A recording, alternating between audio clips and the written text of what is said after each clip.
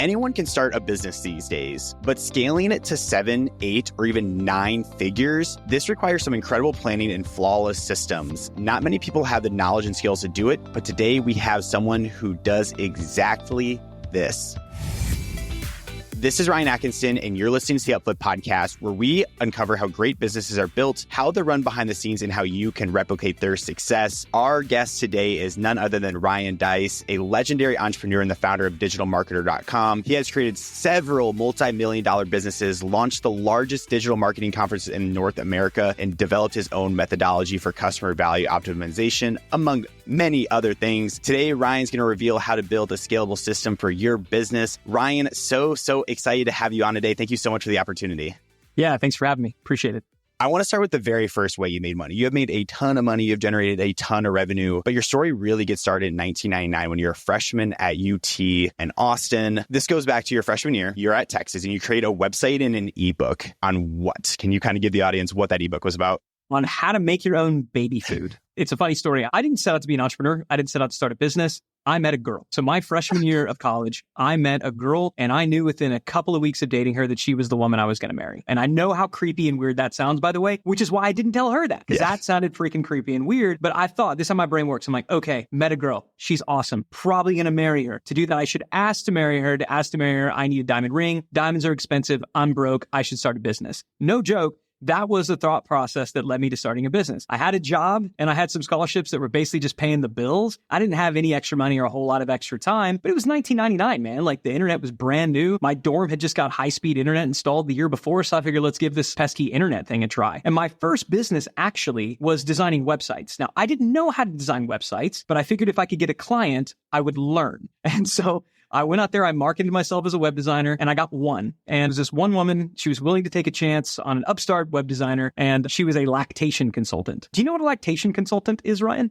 I kind of have an idea, but I definitely want you to tell me. Yeah, so I've got 4 kids now, and my wife nursed all of them, but a lactation consultant helps new moms with the nursing their babies, stuff like that. Because although it's a natural process, it doesn't always come as naturally. So that's what a lactation consultant does. And so she wanted a website to help promote her services. And also she sold different products, breast pumps and things like that. So here I am, I'm 19 years old. I'm in my dorm room and I'm building a website with like nursing pads and breast pumps. My roommate walks in and thinks I'm into like some, weird, creepy stuff. Trying to explain to him, no, I now have this web design business. She's paying me $500 to build her a website. I'm thinking I'm in the money. Unfortunately, the economy took a turn. Her husband lost his job. She had to go back to work and had to abandon her lactation consulting practice. And she called me up and said, hey, I'm sorry, I can't pay you. And I was freaking pissed. I was broken. I was so upset. I'd worked really, really hard and I needed the money. And she said, but what I can do, I had started working on this ebook that I was writing on how to make your own baby food. And I'll just give it to you and maybe you can sell it and make some more money. And I remember thinking, what the heck am I going to do with a stupid PDF on how to make your own baby food? Like there's no way. But Google was brand new back then. And back in the day, to sound like a guy who like had to walk uphill both ways to school in my barefoot stuff, Google would tell you the search volume for any keyword. It'd be like, this is how many people search for that. And so I remember just getting ideas like, I wonder how many people even look up how to make your own baby food. I don't remember what the number was, but it was shockingly high. And I went and I Googled it and there was very little listed there. So I was like, well, crap, what do I have to lose? So I built a simple 1-page website, sales letter that talked about the importance of making your own baby food and all these other things. I, signed it at the bottom with her name, even though she didn't give me permission to do that. I didn't know any better. And I put at the bottom of the page back in 1999, are you ready for it? I just put how to make baby food over and over and over again at the bottom of the page. And I made the words the same color as the background because that was good enough to get ranked back then. Just keyword stuff, the thing, and waited a couple of days. And sure enough, there was my site, #1 on Google and Alta Vista and all the other search engines. And that day I had my first sale, then a couple more, then a couple more. And before too long, it was like a nice little business producing well in excess of not just $500, but more than $500 every single month. I thought, what would happen if I had 100 of these things? So that's kind of where it went next.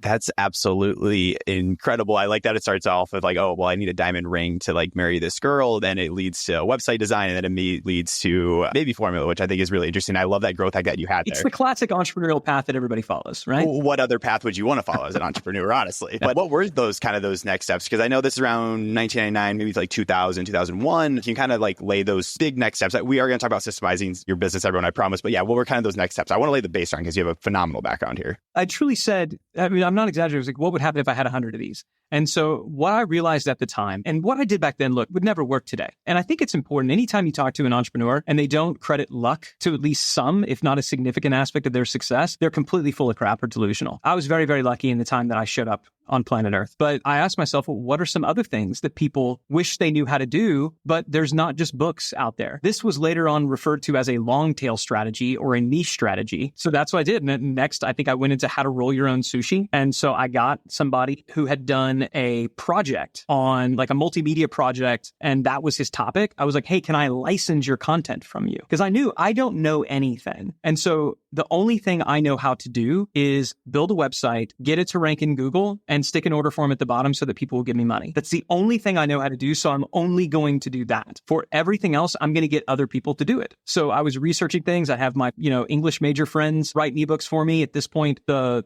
kind of freelance movement started to begin. So you could hire people overseas to do it. And so, I was just putting out all these little ebooks, not really telling anybody what I was doing. And so I found one thing that worked. I found one thing that I was good at it. And I just doubled down on both.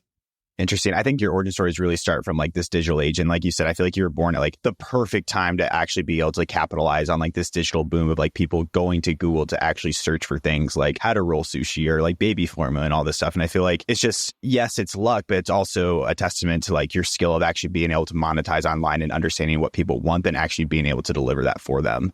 Yeah, and that was the thing I focused on. Everybody else who was building websites was focused on design and prettiness. I did wind up actually getting a job doing web design. And I remember there was a group of us and everybody else knew how to do Flash design. And I don't know, you're probably not old enough to remember this, but it used to be you'd go to a web page and there was this like Flash intro and all this like swirly stuff would be there to welcome you to the page. And that's what everybody wanted because it looked cool. Now, I didn't know how to do that because it was hard. What I knew how to do was to put a table, like a border with a headline at the top and some other words down below it and a button that said buy now. That was all I knew how to do. And if we were going to, build a web page that was going to collect leads, for example, everybody else knew how to do these really swirly, twirly, pretty landing pages. I didn't know how to do that. I knew how to have a headline with a subheadline and a form.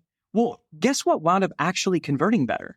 Mine. And even today, if you look at the landing pages of all the major like newsletters that are out there, they would look really similar to the same things that I was building back in 2000, 2001. It's not because I was good or had all this foresight. I was constrained. And I think too many entrepreneurs feel like they need to figure out everything before they can get started. When more times than not, if you'll just freaking get started, you'd be shocked at how often the simplest, most basic stuff is what works the best. It's not just that it's all you can do. It's what actually works the best. I'll speak to like my experience with that as well. We have a landing page here that we use at Spacebar Visuals. It's literally if someone clicks on a newsletter ad that we like have and like takes us to our landing page, it's literally like 2 sentences and enter your email. That's all that we have on there. We just keep it super simple. And compared to like these really fancy ones that we've done, like it's by far our best converting one just because it's so simple. Well, and last I checked, you're pretty good at the production design stuff, right? Like that's kind of like what you do, right? So I think it's important that people remember that. And so often, it's why I think success is such a terrible teacher, because really it just makes you fat and arrogant. It's kind of some of the losses, some of the L's that you take where you actually learn some things. And the beauty of getting started is you don't know what you don't know. And if you're willing to just move forward in the mystery, you're going to be better off than everybody else because everybody else thinks they got to have it all figured out to even get started. And no, you don't.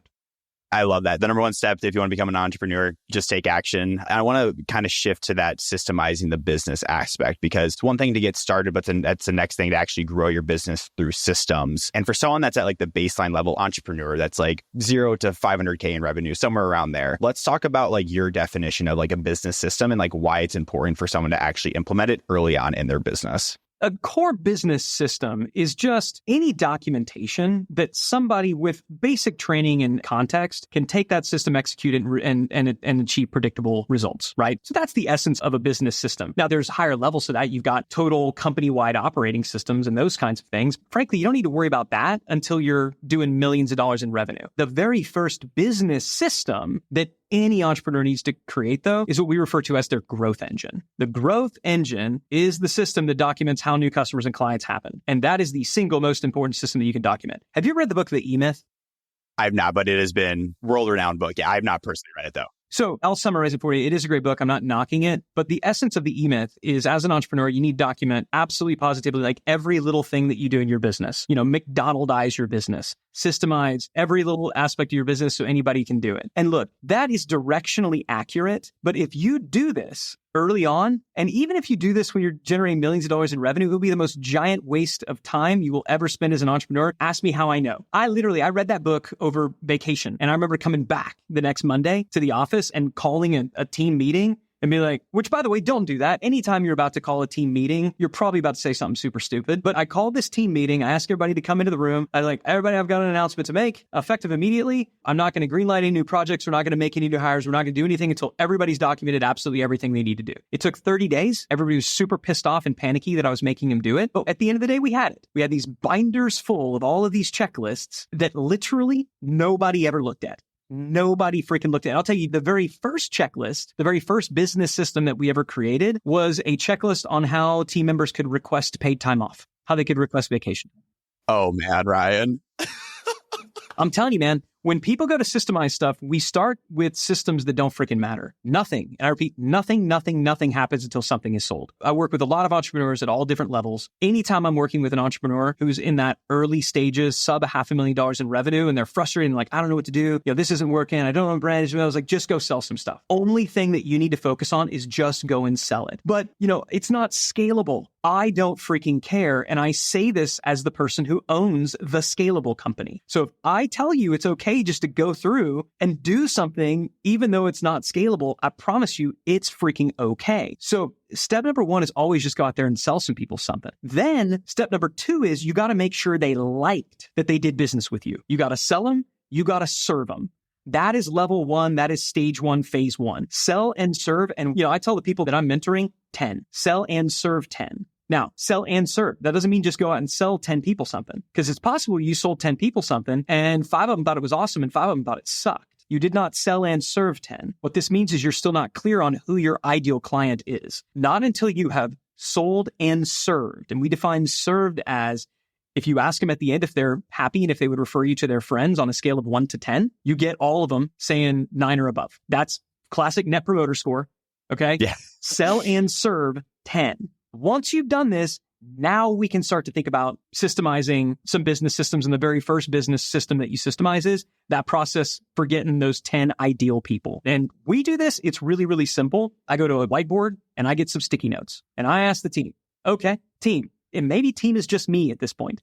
How the heck these 10 that we sold and served that actually liked that they did business with us, how did we get them? Where did they come from? And that's important because people, when I ask this of folks, they'll be like, oh, well, we'll advertise on Facebook and we'll advertise on Instagram and we'll do some Google stuff and, I'll do some things at trade shows. Yeah, okay. But the 10 that were happy, where did they come from? Oh, well, across the board, they all come from when we sponsor events. Okay, event sponsorship. And I write that on a sticky note and I put that on the board. Then what I do is I go to the bottom right-hand corner and I write sale is made. So we got the start, we got the end. Now all you do is you go back and you say, okay, once, we talk to somebody in event sponsorship, or once somebody clicks on this Facebook ad, then what happens? And you literally put sticky notes for each stage of the process. You connect the sticky notes with the arrows. You've got a basic flow chart of how clients happen. And that is the most important thing and the very first business system that any entrepreneur needs to create. A visual picture, a visual map of how customers and clients happen.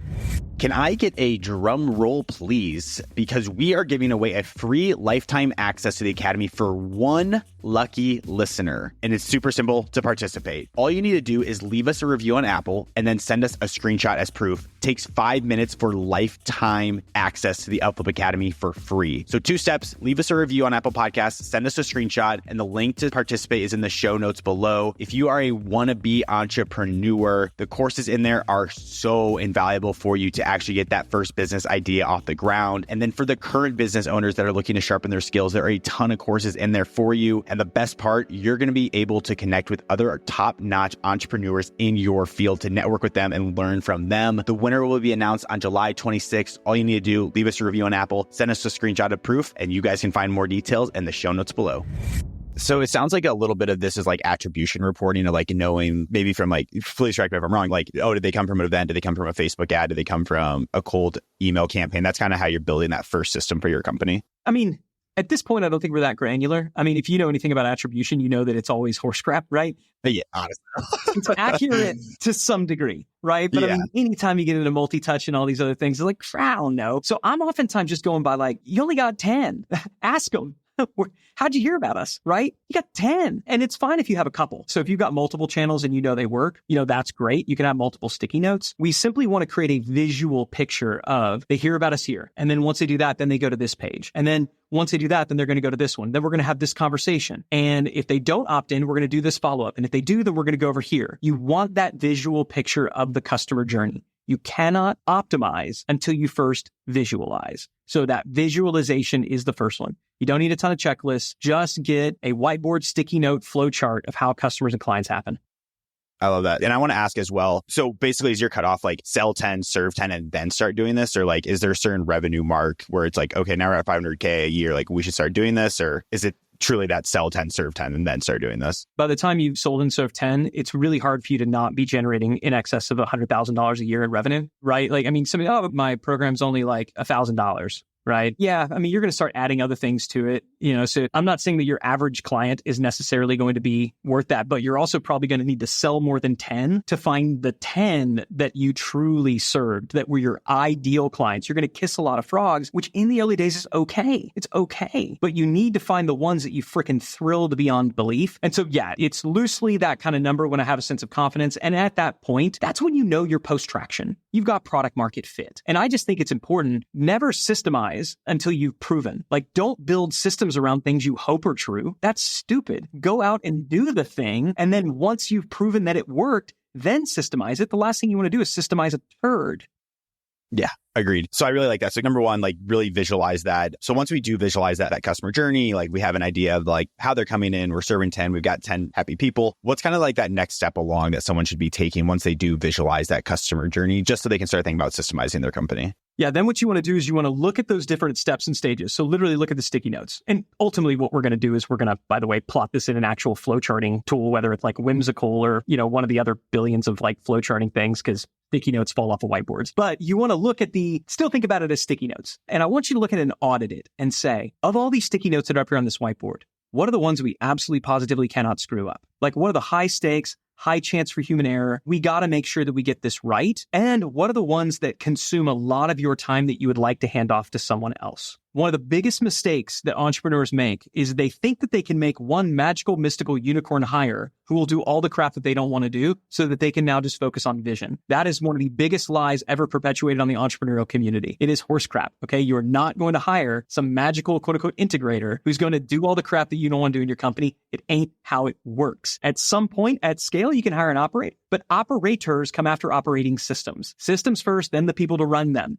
That is one of the most important things. So don't just start hiring people, okay? You've got it visually mapped. Now look at it and say, okay, what are the specific steps and stages that I need help with? Either because you suck at it or because it's just taking up too much of your time. Then those are the ones you say, okay, I'm going to need to hire someone to do that sticky note right there. But if you hire them first and you bring them in, they're probably going to fail because you haven't yet documented and systemized how you do that thing. So you need to do that first so that when you hire that person, you say, welcome. Brand new hire. Could be the first, second, it's probably one of your early stage hires. Welcome to the company. This is how we get customers. Let me walk you through it. Do you understand how we get customers now? I do understand that. Thank you so much. Great. Of all these steps and stages, I hired you to do just this one right here. And good news, here's a checklist and a little video training on how to do it. That is awesome. How you scale teams. That is how you get out of the day-to-day of each and every one of these things. You first visualize, then you systemize, then you outsource. Right? And that sequence is everything. If you throw people at your problems, you're just going to have more problems because good people do not fix broken systems. Broken systems break good people. That's a phenomenal quote. But I want to also ask, what I really like about this as well is like you're doing the work before you're actually hiring someone to do it. You're not just bringing on someone and be like, can you actually figure out like all these systems that are in place? It sounds like this strategy is a little bit more of like identifying everything, systemizing it, than actually hiring someone to fit in that unique skill set that they have that you might not have. Well, if you're doing it already, right, then you do know how to do it and you have done it. Now, if you've got a founding team and there's other people coming together, I'm not saying it has to only be you. But look, if you're a solo founder, then you're all you got. And so you're doing it. And I'm always a big fan of do, then document. You can bring somebody else in to say, how can we do this better? This particular step or stage here, that's usually not an employee though. It's especially not an employee that's going to come and work for an early stage company because typically at early stage companies, you're going to attract people who are early stage in their career. And I'm not knocking those folks. Those folks have hustle, they got drive, they frequently have time, and they'll almost always work for less. The problem is they don't know what the hell they're doing either. And if you ask them to systemize, if you ask them to optimize something, well, by God, they're going to try. And they're probably just young enough to think that they can do it. And so, one of the worst things in the world that you can do is ask a new employee to do something that you have no reason to believe at this point in time that they can do. You're setting them up for failure. So I would much rather say, this is how I do it today. I would love for you to do it this way. If you have ideas for improving it, I would love to optimize this together, but can you start by doing what I know works to some degree so that we're basically limiting our variables? At scale, heck yeah, you're going to look to hire people who are way smarter, way better than you are at specific things. But typically, you're not going to be able to afford those people until you're probably north of 7 figures a year. Because usually those people who are better at the stuff that you are going to claim 6-figure salaries. I absolutely love that advice. And I can speak to that from heart because our average age on Space Bar Visuals is 24 and a half years old. And we have a lot of young people that are hustle, do anything, we'll try. But it's also setting them up for success. When they get in there, it's saying hey, this is how a documented account management process. This is what we do now, but and please optimize this as you see fit. And we can work together on this. And I feel that's a really beautiful marriage to actually have there to be able to scale those operations with those standard operating procedures. Don't hear me say that you need to tell them that they need to be robotic about this. Right? It is wrong. You will break people if you throw them at a problem and say, figure it out, I trust you, even though you have no reason to believe that they can do it, right? That's super uncool. Okay. You're setting them up for failure. It is equally wrong and equally uncool, and maybe more so, to say, all you are is a robot. I don't care about your opinions, your feelings, or anything that you figure out while you're in the trenches. Do it my way or it's the highway. There may very well come a time in your company when you get there. If you, for example, are a McDonald's franchisee, it's no, this is how we make freaking fries at McDonald's. Okay. I don't need your ideas. We're McDonald's. We've been doing it forever, but you're not there yet. So yeah, here's how I do it. It's worked for me. Please start from this so that we've got the same foundation. But God dang it. Yeah. If you got ideas to optimize it, give it hell and let me know. I absolutely love that, Ryan. You say a lot of quotable stuff. I really like that about you. I want to do a callback to that growth engine as well that we talked a little bit earlier, because I think that's a really interesting part. Someone that's in sales that loves marketing, I love talking about growth. How do we grow? Can you kind of expand on that growth engine a little bit more that you talked about 10, 15 minutes ago? So it's funny, the very first growth engine that I ever documented, it was the first time I nearly bankrupted a company. And I've done it a couple of times. But I was actually in Dallas, Texas at the Hilton Anatole at a conference, and I went to go pay my bar tab. And my card declined. So I gave another card and it declined as well. I pulled up my bank and I realized that I had no money. I was overdrawn in my checking account. I was going to pull some money from a line of credit, but it was tapped out. I was going to pull money from a credit card, but they were tapped out. I was literally about $250,000 in debt. Oh my God. At the time, the business was doing okay, revenue-wise and cash flow-wise, but I believed that as long as I made enough money at the top, that some of it would trickle down to the bottom. And it turns out if you spend more than you make, you still go broke no matter how much you're making. Hard lesson that I had to learn. And what I was doing at the time is I was flailing around and practicing random acts of marketing. And I see entrepreneurs, I see marketers do this. They'll listen to a podcast, they'll see a YouTube video, they'll hear about somebody who's doing some amazing super whiz bang thing. And they're like, I'm going to do that too. And some of it works and some of it doesn't. Some of it sticks and most of it doesn't. And you turn around and you go, I don't even know what works anymore. And so just simply pausing to say, how do these customers actually happen? Not what do we do, what actually generates them, and to have that visualized. And so a classic one, when I was sitting there at that bar in Dallas, Texas, I was literally ready to hang it up. I was like, I'm going to have to go file bankruptcy. I'm going to need to go and see if I can get a job and shut my company down. And just the week before, I'd had a conversation with another entrepreneurial friend, and he told me, we were just talking about how isn't it interesting how so many business ideas were formed on the back of a napkin, right? At the time, you were having ideas in Silicon Valley getting funded, just scribbles on a napkin. And I don't know why, that memory just popped into my head. And I looked up and there was a stack of cocktail napkins. I was at a bar after all. This is not particularly extraordinary, but I grabbed it and I borrowed a pen and I was like, I made myself a deal. If I can document on this stupid little napkin how my business works, then I'll work my napkin, I'll figure it out. And if I can't, then I'll just accept the fact that it was just luck. I never knew what I was doing all along. I'll quit and I'll go try to find a job and do what I can to dig myself out of this hole. And so I sat down and I asked myself, okay, what's the first thing that happens? Well, I need to generate traffic. How do we get traffic? Google Ads. At the time, it was Google Ads. Then where do people go? And I drew a box on the napkin for landing page. What happens after the landing page? Well, it depends. If they opt in, then they're going to go to the thank you page where I'm going to make them an offer. If they don't, then we're going to look to follow up with them in other areas, and so all I did was just, drew squares on this napkin. And when I was done, I had filled up the napkin. Man, it was only 5 or 6 squares. It wasn't that complicated, but that was enough. And so I think it's important when you're mapping this growth engine, you don't have to get hyper granular with it, but you do need to be very clear. This is where it starts. This is how people become aware. This is where it ends. We got the sale, the contract was signed, and all you're saying is great. Then what happens? Then what happens? The only other little advanced maneuver that I've added since that day back in 2006 at the Hilton Anatole, I realized that if you get to one of those, it depends. And this happens a lot of times after a landing page, right? So let's say they click on an Instagram ad, right? What happens then? Well, they're going to go to your landing page. Well, if they opt in, then what? Well, it depends. So if you say it depends, write a diamond, or you could take your sticky note and just turn it on a diagonal. Sticky notes are great because they come in both square and diamond shape, right? So you're going to say did they opt in? If yes, then they're going to go to thank you page. If no, then we'll add them to our retargeted pixel audience and we're going to try to bring them back, right? I love that. What happens after thank you page? Well, we're going to have them watch this video and see if we can get them to book a meeting. What if they don't book a meeting? Well, we're going to add them to this follow-up sequence, right? And so I don't have to have a sticky note for every single email in the follow-up sequence. I'll just have a sticky note that says follow-up sequence, new lead follow-up sequence, or indoctrination series. What is that designed to do? To bring them back over to this other sticky note to get them to wait for it, book a meeting. And then it's okay, when they book a meeting, then what? I don't know. Did they show up, right? We've got another little thing here. Did they show up?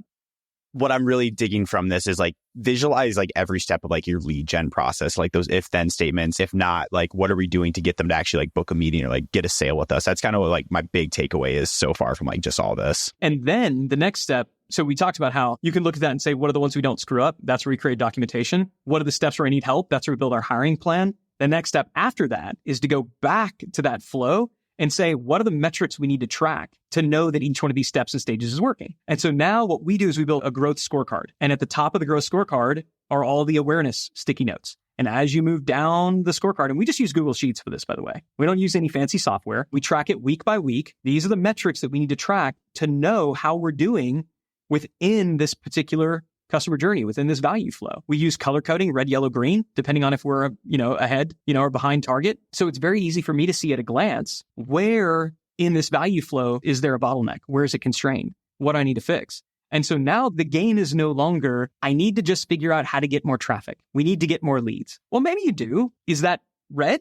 Maybe you're hitting your traffic goals. That's green. The problem is that your sales conversations are low. Why are they low? Well, God, look at our show up rate. Oh, we had a show up rate of 80% and it's 48%. Let's just fix that. Once you have visualized how customers and clients happened, once you built a scorecard to track each step in that process, the game becomes really simple.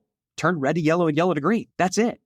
Turn red to yellow and yellow to green. But I don't know how to turn this one from red to yellow and yellow to green. Ask someone, get in a group, buy a book, watch some YouTube videos, right? Now it's not random acts of marketing. If you know the question to ask, the answer is usually pretty easy. The problem isn't that we don't know the answer, it's that we don't know the right questions to ask. The scorecards will give you the right question, but if you don't have a scorecard based on your growth engine, on that visualized customer journey, you're probably going to have vanity metrics and it's not going to tell the story it needs to tell. Yeah, it's not going to be accurate at all. And a lot of the things that I learned from this podcast is so much measure everything. And once you're able to measure, you can actually improve stuff. I want to ask on those KPIs specifically, can you give us a high level overview of what are the KPIs on the scorecard? I heard traffic, of course, and show up rate, all that stuff. But what are some other KPIs that people should be measuring on the scorecard?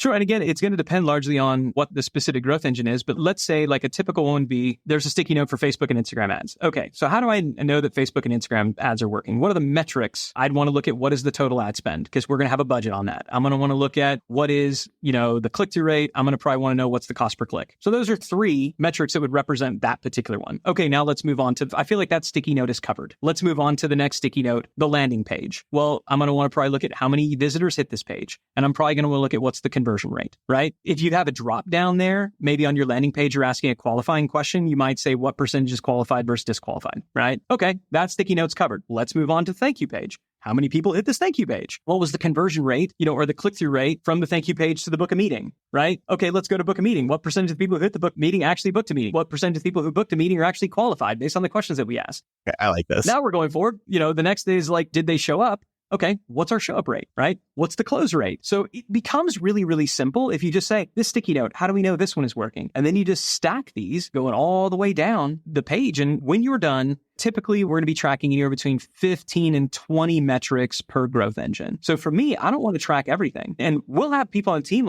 oh, well, you don't have any metrics there. I remember when I showed the growth engine to one of our marketing teams, oh, you're missing some metrics. What metrics are we missing? Well, you don't have blog visitors and how many people, read our articles. You're right. We don't, because there's not a sticky note for articles, blog articles, and, blog anywhere on the growth engine. Oh, well, it should be because we spend a lot of time on that. We spend a lot of money on that. Okay, great. Can you show me how when somebody reads one of our articles, Where do they go? Where do they go from there? Oh, yeah, you know what? I know we're supposed to be doing, interlinking to like other lead magnets and things like that. But yeah, we haven't been doing that. We've been really busy lately. Okay. Until you can show me how those efforts connect back into one of these growth engines, you don't get a sticky note on the board. And frankly, if you don't have a sticky note on the board, I start to wonder, why the hell are you here? Right? Now, I wasn't that curt with this person, but you get the idea. It is amazing how many orphaned efforts you have that reveal themselves when you realize, it's not a sticky note on the value engine. Well, that's because it doesn't connect to the value engine. Well, we should figure out how to connect it to the value engine or wait for it. It's not valuable. And if it's not valuable, we should just stop doing it. That's really good. I want to ask real quick as well, and like how you're getting these metrics, how you're tracking are you using any special software? Are you just using like Google Analytics, any software that you're particularly using to help track? Typically Google Analytics and then, CRM. So most of our companies are on, HubSpot or, something like that. So typically they're active campaigns. So yeah, they're usually going to need to look at Google Analytics for all the conversion traffic data. They're going to be looking at HubSpot or one of the other ones for pipeline data and things like that. But an important aspect of our scorecards, they're all manual by design. So none of our scorecards auto-populate data and none of them auto-create a status. If somebody owns a particular metric, so if you're our traffic manager, there are metrics. Next to every single one of those metrics is a name. Somebody owns that metric. And so it is their job to go into whatever system and manually look at what the number is and manually copy and paste it or write it into the scorecard. And they do this every Monday morning. And people will fight me on this and they'll go like, oh, but you could write a macro. I know. Oh, but there's like business intelligence tool. I freaking know. I've spent hundreds of thousands of dollars on all of these freaking tools. And guess what? They all break because the little connectors become disconnected. And now you have the worst thing in the world. It's worse than no data, which is bad data, inaccurate data. When that happens, people stop trusting it. They stop looking at it. But the bigger issue is when people don't manually enter their data, they don't know their freaking numbers. And it drives me insane. If you're on the marketing team, if you're one of our heads of marketing and I say, hey, how many leads did we get last week for that thing? You need to know that number. That's like your whole freaking job. Like know that number. If every single Monday they're manually putting it in, they know their numbers. You also get something more than data. You get insight because now they look at it and they go, ooh, that seems off. I'm going to go do some research and figure out what's going on. They're also going to have to manually select red, yellow, green. Green is on track or ahead of goal. Yellow is we're behind, but we've got a plan to catch up. Red is we're so far behind we won't catch up or we got no plan. We don't know how to catch up. Well, nobody wants to put red. So yellow means I need to come up with a plan before this next meeting because I don't want to have red on my scorecard. So we use Google Sheets. It's all manual and it's all by design.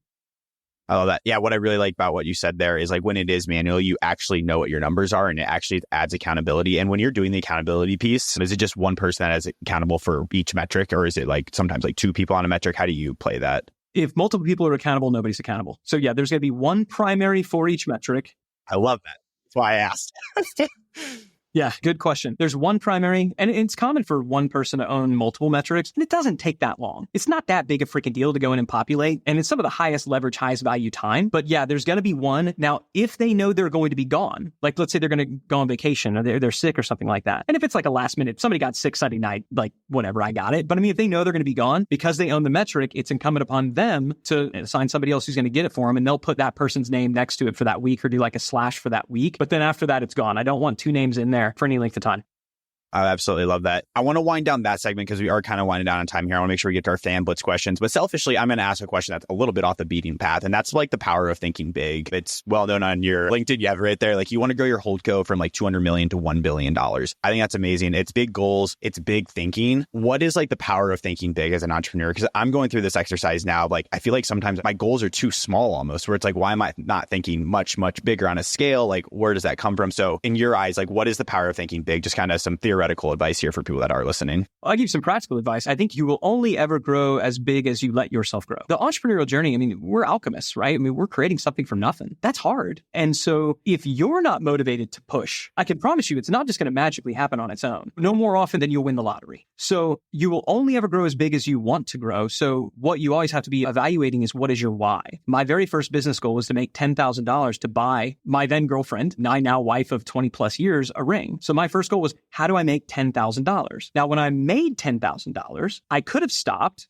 But what I then realized is, whoa, I've got an opportunity now to build something really cool and big that could provide for my family, provide more, be able to do all the things that I wasn't able to do as a kid because I didn't come from money. And then we were married for a couple of years and here comes kid number 1 and kid number 2 and kid number 3 and kid number 4. I mean, every other year there was a new little Y showing up. And so I kept expanding my reason and my vision as my why was increasing. So I think I said I'd offer you a practical exercise. Your why comes in 3 levels. Level 1 is me. Like, what do you want for yourself? Your selfish why that you want for you. I want to grow this thing and make this much money because I just want a freaking Patek Philippe. I've always wanted it. I've always wanted a Lambo. Fine, right?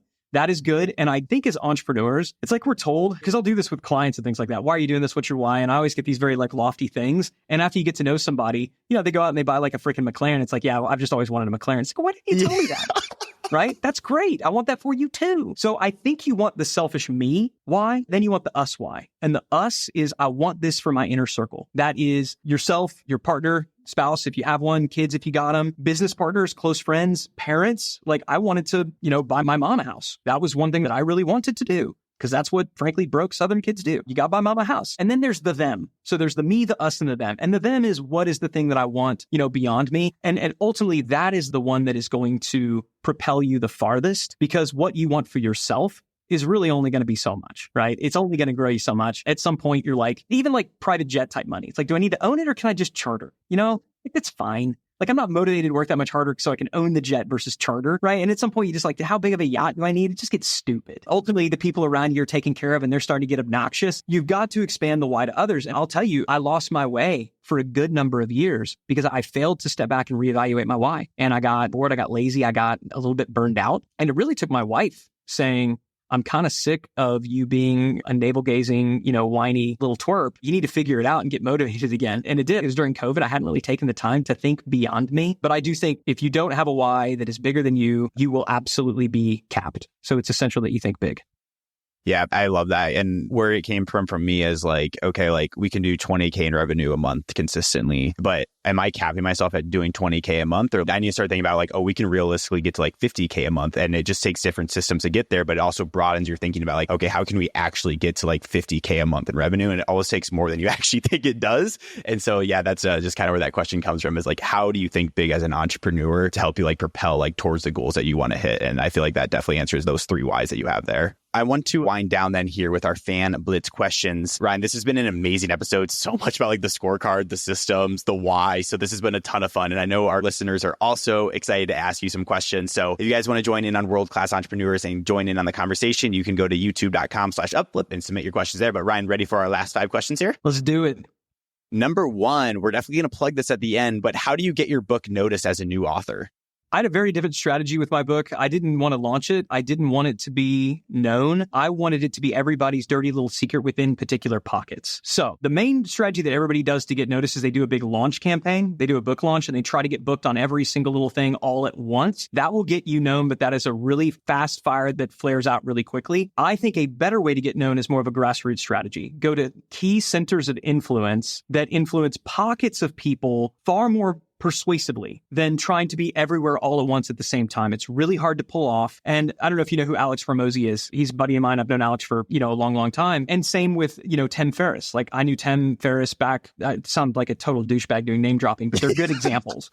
When Tim first launched the 4-Hour Work Week back in, the dinosaur times, that really grew. Like that got in the hands of a couple of people. And for a year, it was seen as a status lift to tell somebody about the 4-Hour Work Week because some people had heard about it, but most people had not. And I think for your very first book, what you would rather be than everywhere all at once at one time for a brief moment is you want to be important people's dirty little secret for a period of time and then allow it to just percolate up. That's what Tim Ferriss did. That's what Alex did for his first book. Now, for your second book, you don't really have that as an option because you got a big brand. You better freaking blow it out and hit it out of the park. But for your first one, don't try to blow it up big. You probably won't pull it off. In trying, you're probably going to fail. You're going to look sad in doing it. It's going to make you unhappy. So try to come up with 100. Make a list of your classic Chet Holmes Dream 100 and see if you can't get that book in the hands and get them excited about it. Because if 100 people tell 10, you're done. Like it's going to go nuts. I love that. Number 2, tell me one secret of business which makes me a billionaire.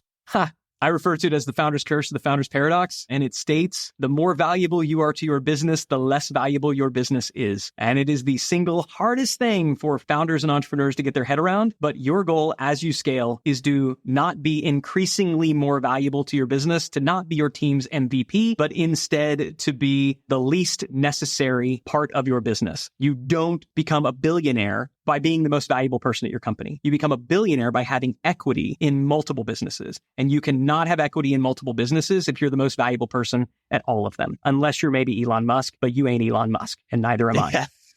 That is really good advice. I like that a lot. What are the key tips for scaling a subscription-based business? Nobody wants to buy subscriptions. And so the best way to scale a subscription-based business is to have a really compelling front-end offer that is sold a la carte, that upsells and ascends into subscription. So we don't sell subscription, we upsell subscription. And then when we get somebody into subscription, we focus all of our efforts not on making them happy, but on making them successful. Happy clients don't stick and happy clients don't refer. Successful clients stick and successful clients refer. So don't focus on selling subscription. Get a front-end sale, get some type of productized service out there if you need that. Ascend people into subscription, and then do everything you can to make them successful. I like it. Two more. What are 2 to 3 books you would recommend any CEO to read? Book number 1 would be The Goal by Eliyahu Goldratt. It's a book that is fundamentally about manufacturing process efficiency. But when you realize that as marketers and as salespeople and as entrepreneurs, we are actually manufacturing customers. And so the same rules that apply to the assembly line also apply to the customer journey. And what I described to you in terms of how you go about mapping the growth engine with the sticky notes, that is largely based on a lot of the applications that Eli Goldratt talked about in The Goal with theory of constraints. We have scorecards. We identify the bottleneck. That just, to me, is absolutely required reading. Another book I would say that's essential is Ogilvy on advertising. I think you've got to know kind of basic aspects of sales and, basic aspects of marketing. And then the third one, as an entrepreneur, there is a book put out there by, I believe, Harvard Press, but it's Finances for Entrepreneurs. You got to read some kind of finance and accounting book, because every time I've almost gone broke, it wasn't due to a lack of sales. It was due to a lack of margin and poor cash flow management. And I'll tell you, it's the cash flow management that's going to kill you. So read a good book on basic finances for entrepreneurs. It's out there. Not always the most fun read, but it will make you more money than just about anything else. I love that. That's something that I'm really wanting to get and honed here, is like the cash flow and all the finances, because I don't have a finance background. I have a marketing background, so I need that. But last question for you on the Fan Blitz question. What's one sentence you'd like to hear from your employees? Oh, that's a good one. I would like to hear that I created a place where they could do their best work.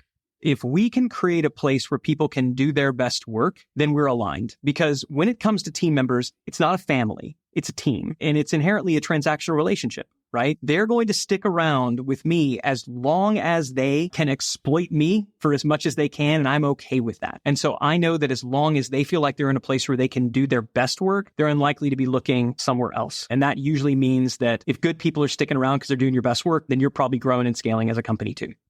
That's amazing. Ryan, if someone wants to learn and connect with you and they're thinking, oh my gosh, this guy's amazing, I loved everything he said, and they want to learn more about you, where can they do that? Please plug your book. Please plug wherever people can find you. Yeah, so I'm on Twitter, X. So just x.com/Ryan Deiss, RyanDeiss. My DMs are open. And I would just love to hear from people who heard me on, podcasts like this. I can't promise to do like hours of free consulting, but if you got a question here or there, I'm always happy to help. So me directly, that's actually me. I'm actually posting. That's not my team. Every other social channel is probably my team. I did write a book. You can get on Amazon. It's called Get Scalable. And it is my playbook for scaling companies. Probably not relevant until you get north of about $500,000 in revenue. But if you want to start reading it now so that you can be ready when the time comes, it's called Get Scalable. Also, if you go to getscalable.com/free, you can get a copy of it totally for free. Just pay shipping. And it really is the actual cost of shipping, not like some BS inflated thing. I'm covering the cost of the book. Again, you can buy from Amazon as well. It is there. And you should also follow me on YouTube. I'm beginning to document now. It's fairly new for me, which I know makes me sound even older than I am, but I'm beginning to document the process of how we are going to scale that $200 million holding company to $1 billion. And I've got some videos on there that are breaking down our exact things. So I plan to just publish it all for the world to see.